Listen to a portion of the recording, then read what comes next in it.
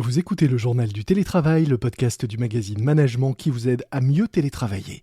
Je suis Lomique Guillot, rédacteur en chef du magazine Management, et aujourd'hui je vous propose de discuter un peu entre nous, là, à la machine à café. Allez, c'est parti. C'est le journal du télétravail.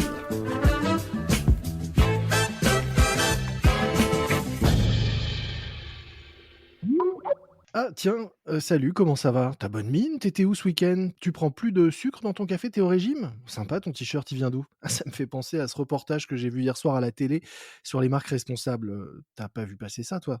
Voilà le genre d'échange qu'on a du mal à avoir lors d'une visioconférence. Et pourtant, c'est ce type de moments informels qui permettent de tisser des liens et au final de mieux collaborer à distance. Pourquoi l'informel est-il si important et comment réussir à le cultiver en télétravail sans machine à café?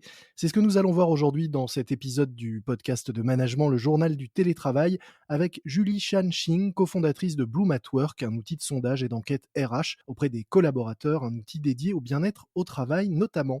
Bonjour Julie. Bonjour. Alors, dites-nous, par quoi on remplace la machine à café en télétravail et pourquoi est-ce que c'est à ce point important de cultiver ces moments informels? Effectivement, on a tous cette image de la machine à café où on se rencontre de façon un peu aléatoire et on échange de façon aussi aléatoire sur des projets en cours, par exemple, des informations qu'on n'aurait pas eues sinon si on avait juste fait les réunions prévues à l'avance dans notre calendrier. Avec le télétravail et la collaboration à distance, en fait, les principales choses qui n'existent plus, c'est ces rencontres entre guillemets «accidentelles» dans l'entreprise et donc tous les échanges qui peuvent avoir lieu de façon spontanée et imprévue. Et puis aussi, je dirais le non-verbal, c'est-à-dire toutes les choses qui vont passer, par des gestes, des regards, des façons d'être, qu'on va percevoir un petit peu en visio, mais de façon très dégradée et puis plus du tout, surtout avec tous les échanges écrits, dans les messageries instantanées et les emails. Et donc en fait, c'est toutes ces petites choses, qui vont nous aider à percevoir, le niveau d'énergie des collègues, le niveau d'enthousiasme des équipes. Toutes ces choses-là, en fait, elles sont un peu plus compliquées à percevoir à distance et donc ça a été un des principaux problèmes pour rencontrer, les entreprises qu'on a accompagnées pendant toute cette, période un peu compliquée, avec Bloom at Work. Et alors, comment on répond à ce problème? Ça va paraître au début peut-être un peu artificiel, mais l'idée c'est de réinjecter tous ces moments informels dans le quotidien Mmh. et cette fois-ci de façon planifiée. Donc on aura peut-être moins de place pour l'accidentel, mais on va s'assurer au moins de faire un peu de place pour ces moments un peu conviviaux, sympathiques dans l'emploi du temps. Des choses que nous on propose, c'est par exemple de créer des rituels. Ça va «forcer» entre guillemets chacun à prendre, un peu de temps dans son quotidien pour ces moments sympas. Mmh. Par exemple, on peut faire des morning kick-off, pour le dire en anglais. Alors nous, on faisait ça même en interne chez Blue Network. En fait, on commençait chaque journée par 5-10 minutes de visio, juste le temps de se dire bonjour. Et c'était le moment où on se racontait, tiens, hier soir, j'ai regardé tel documentaire, aujourd'hui, j'ai testé telle recette.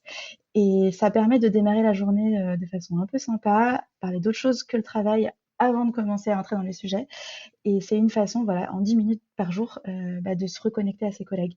Après, il y a d'autres choses qui peuvent fonctionner selon les cultures d'entreprise. Par exemple, on a vu des équipes qui adoraient jouer ensemble. À tour de rôle, chacun va proposer un jeu en ligne à partager avec ses collègues et on se donne rendez-vous, pourquoi pas tous les vendredis après-midi pour partager ce moment sympa. Ça peut être cuisiner une recette aussi, chacun chez soi, mais tous la même, de façon à partager quelque chose, même si on est à distance. Mais est-ce que planifier l'informel, c'est pas tuer un peu l'informel? Alors, la première chose qu'on a constatée, c'est que si on le faisait pas, en fait, on n'arrivait pas forcément à recréer ces moments-là. Donc déjà, s'assurer qu'il y ait un moment dédié, c'est mieux que rien. Mmh. Maintenant, l'idéal, effectivement, c'est d'arriver à avoir une culture d'entreprise qui fasse que chacun soit à l'aise de spontanément proposer quelque chose comme ça. Ça peut passer par la messagerie instantanée. Mmh. Quelqu'un qui peut proposer: «Tiens, qui est dispo pour faire une petite pause?» Et là, on ouvre une, visio pour les personnes qui, à ce moment-là, se trouvent être disponibles. Tous ceux qui sont disponibles à un moment précis, comme on se retrouverait, à la machine à café au milieu du couloir. Exactement. Et puis après, il y a encore d'autres liens, on va dire, qui sont encore plus compliqués à retrouver. Ça va être pour les personnes qui ne travaillent pas ensemble sur des projets ou qui travaillent très peu souvent ensemble. Alors, on va s'apercevoir qu'en fait, ça peut être des personnes qui avaient l'habitude de se retrouver justement pour un café au bureau. Mmh. Et puis là, il y a plus ces rendez-vous et donc elles peuvent perdre le lien. Et donc là, l'idée, c'est aussi de faire attention que les liens individuels soient conservés. Et donc là, ça va être à chacun de veiller à alimenter ces relations qui sont tout aussi importantes finalement que des relations de travail ou faire le point sur comment ça va pour toi au boulot en ce moment, même si on n'est pas amené à travailler ensemble spécifiquement cette semaine. Donc de l'informel dans des liens qui eux-mêmes peuvent être, informels finalement. Tout à fait. Vous disiez que c'était mieux que rien et effectivement, c'est mieux que rien parce que ce qu'on n'a pas dit non plus, c'est que de totalement, délaisser cet informel, il y a quand même des risques, vous les pointez notamment, une certaine perte de sens, un sentiment de solitude, une baisse d'énergie et de motivation. C'est ce que vous avez observé, c'est ça? Oui, alors ça, c'est ce qu'on a pu observer, dans la durée.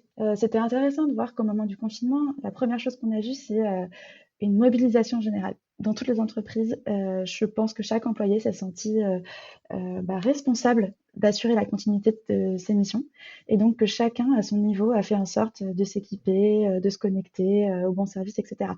Ça a été vraiment le mouvement initial et puis ensuite, on l'a tous connu, hein, le sentiment de lassitude. Tous les jours se ressemblent, on ne sait plus si on est le week-end, si on est la semaine et en fait, ce sentiment-là, il s'est un peu installé, avec la durée et avec l'habitude, des mesures de confinement et donc, on a vu que ça a été super important, pour les entreprises d'agir là-dessus et très concrètement, de réaffirmer encore plus que d'habitude, parce que c'est toujours une chose importante, mais d'autant plus quand on est à distance, de réaffirmer la vision d'entreprise, à quoi on sert, pourquoi on travaille, tous ensemble Mmh. et ensuite que chaque manager se l'approprie au niveau de son équipe et le ressasse, j'ai envie de dire, parce que c'est vraiment le mot qui qui convient. Le ressasse à son équipe et continue à donner du sens et à donner la direction, à l'équipe et ça, quand on est éloigné, quand on n'est pas ensemble, c'est ce qui est super important parce que justement, cette transmission de l'énergie, elle est d'autant plus compliquée à faire quand on est à distance. Alors ça, c'est pour, une partie du boulot du manager, cette transmission de messages, et d'énergie vers les collaborateurs.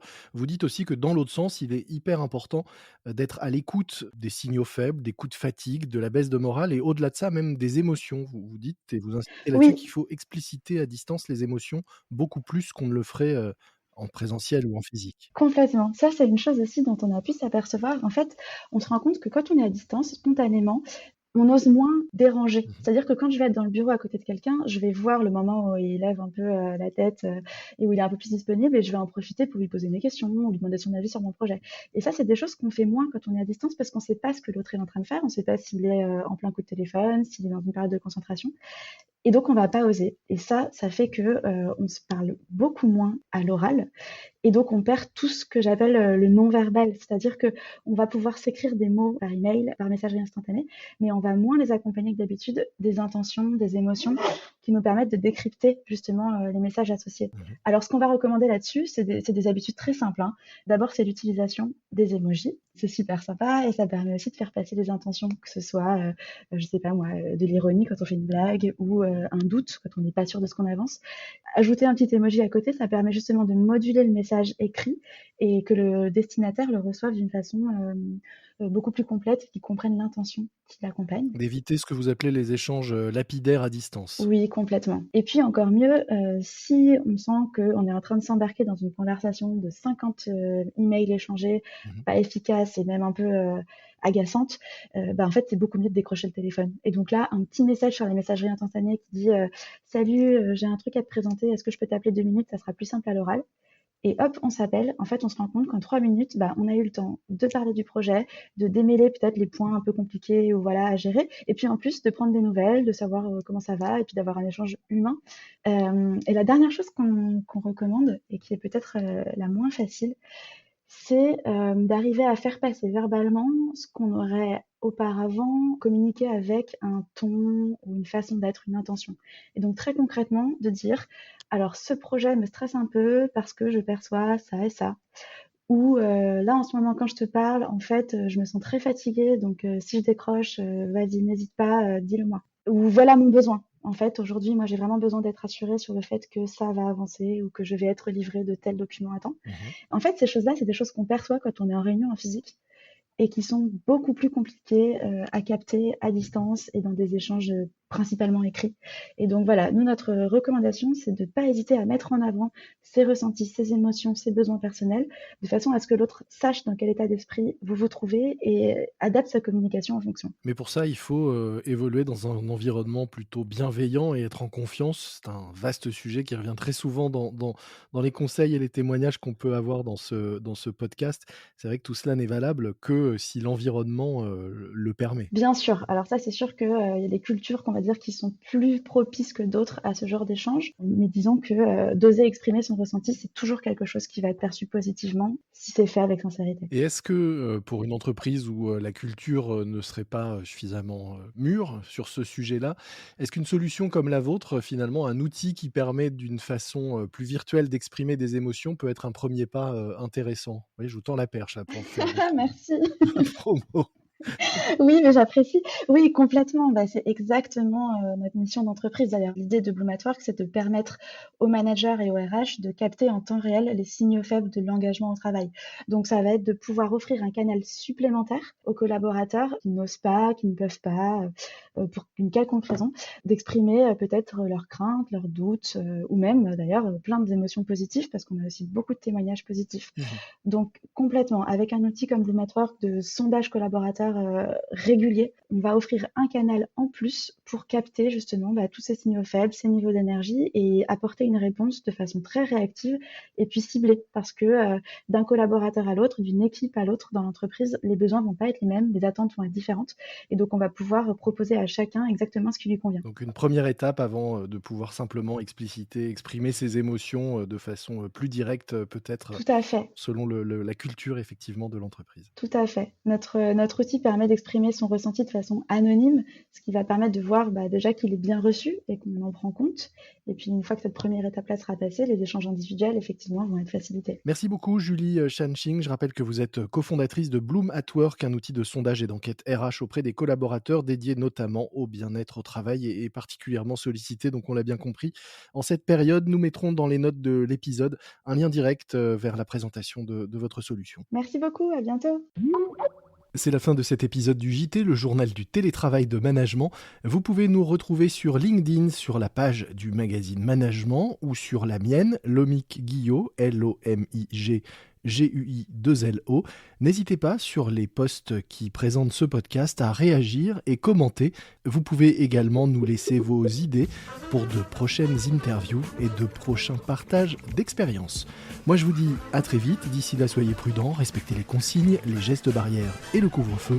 Portez-vous bien et bon télétravail à tous. C'est le journal du télétravail.